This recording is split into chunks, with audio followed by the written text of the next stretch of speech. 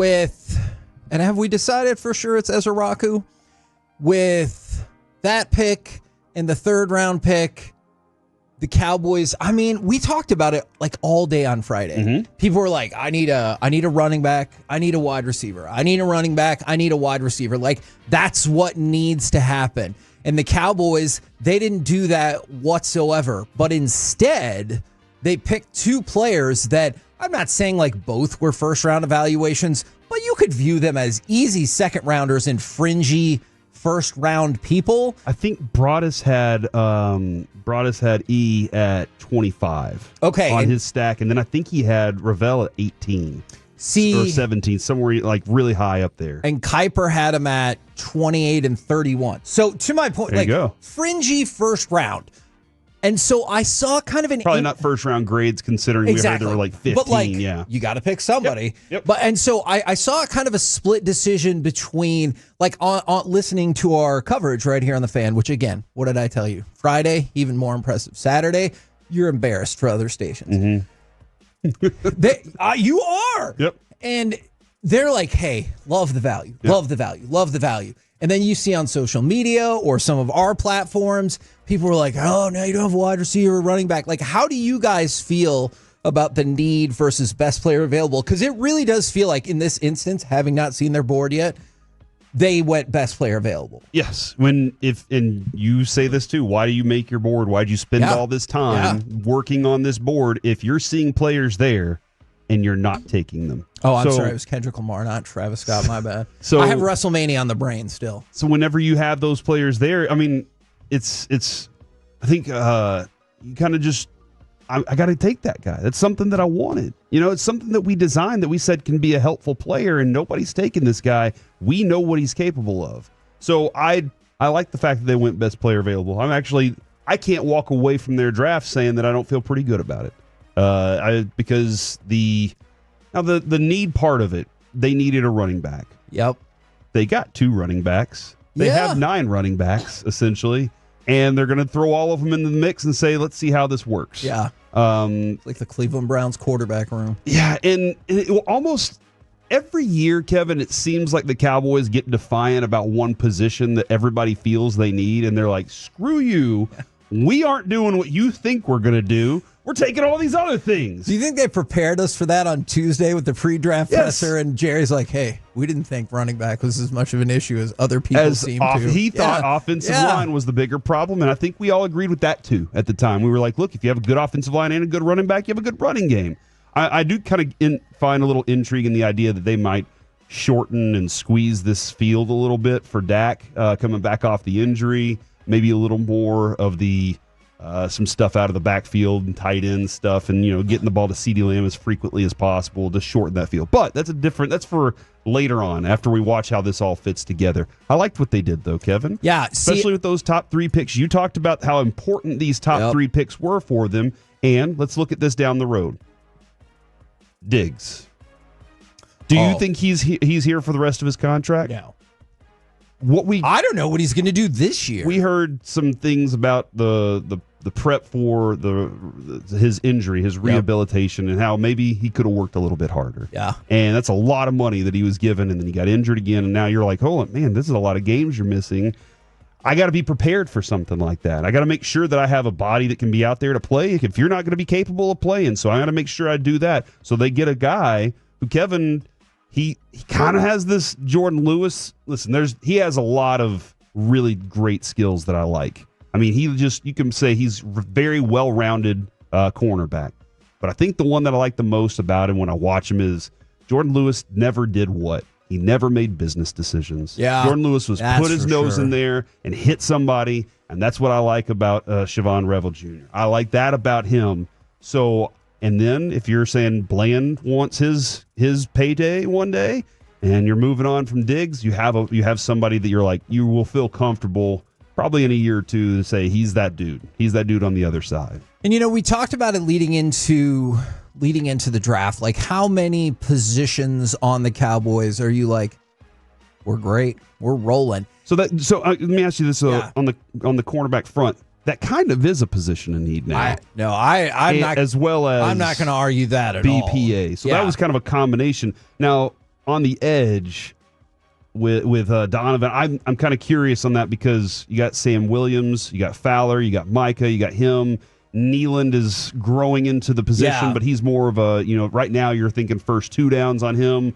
Where does he fit in? Is he a need at all? See, and I don't think so. And we'll get back to cornerback in just a second. But I wonder if they look at this and they were like, he can be the second best one we have. Now, that doesn't mean behind only Micah. That doesn't mean straight away. Okay. But if you're like, hey, you only have Fowler for a year, Sam Williams, I would love that. But he has been hurt, and he was hurt last year. Marshawn Nealand, look, you hope it continues to move in the right direction, but you can never be sure. I wonder if they looked at that on the board in the second round, and they're like, he could be the second best one we have behind Micah. Okay, this isn't like we're replacing Micah with him no. In your mind. Look, I've said this many times. I would be stunned if the Cowboys were like, yeah, you know what? We are going to trade Micah Parsons. Stunned if that happens. Because their history doesn't set for that? Exactly. Okay. All right. Exactly. And so if that happens, well, then we'll have a totally different conversation.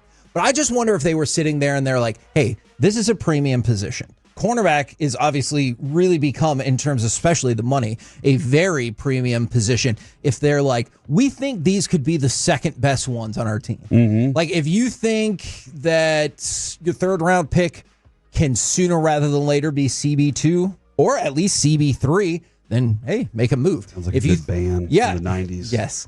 Or if you think your second round pick, you're like, hey, maybe not this year, but within the next 2 years, he's going to be our second off the edge. Then that makes a lot of sense because when we talk going into the draft about the positions where you're just like, we're perfect, there's not really that many. Yeah. We kind of argued if there are any on the Cowboys. Like, I can't look at this and go, I know they're good at edge and cornerback, but I can't believe they drafted that person. Like, I know those players were good. I can't believe. Look, I'll take more cornerbacks, more edges. Now, it did come at the expense of wide receiver 2 and running back 1. Do you feel like they're going to try and replace wide receiver 2? Yes. With something else? Yes, or do you think they're going to do it via the old, hey, Ryan Flournoy, he's a dude. He's a guy. Look. Hey, guys, don't forget about Cropper. I also heard those rantings during the press conference, and that's great. If you tell me that in 2029, Ryan Flournoy has moved up to wide receiver number 2, rock on. Can't wait to see the journey. But now, what are we even talking about? That's the thing that I find most intriguing, Kevin, is at what point? Yeah. Like, if the Cowboys are going to wait until training camp and go, all right, guys, we're seeing these guys haven't turned into this. Yes. At what point does that trade now? Or did you screw yourself by holding on a little too long, or did you find a diamond in the rough and you're like, no, we actually have one here? So I think they are going to make the move for wide receiver. And I don't know if you like this wide receiver or not, but the word going around was George Pickens. Now, it's not specifically laid out by Todd Archer, but a potential disgruntled wide receiver was being discussed for the Cowboys. So when we talk about those like substantive trades, I think George Pickens is one of those people. And because that's one of the things, I go back to Friday with Steven, I thought this was really interesting. He said those 2 substantive deals that they're working on can happen after the draft. Yep. So they were not dependent on you got to you got to deal your pick off for whatever. Now I don't know if that will be a player or if that will be next year then, but I think one of those targets is George Pickens. So you're not as upset about ignoring it in the draft because maybe, and here's the thing about Pickens, and you're going to see this everywhere.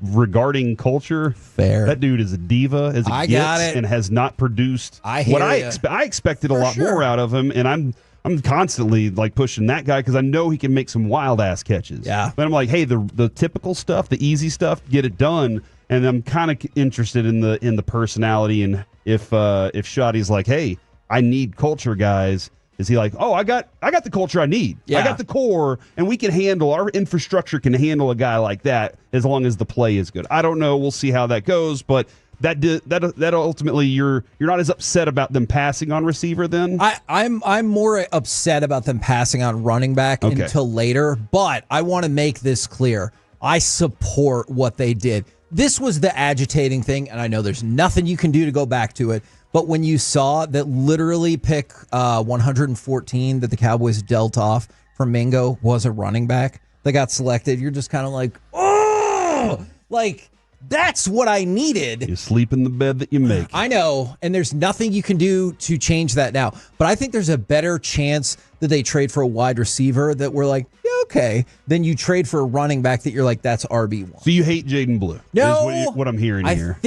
Don't you think though, Jaden Blue, he's a change of pace back, right? It's actually interesting because he can do things.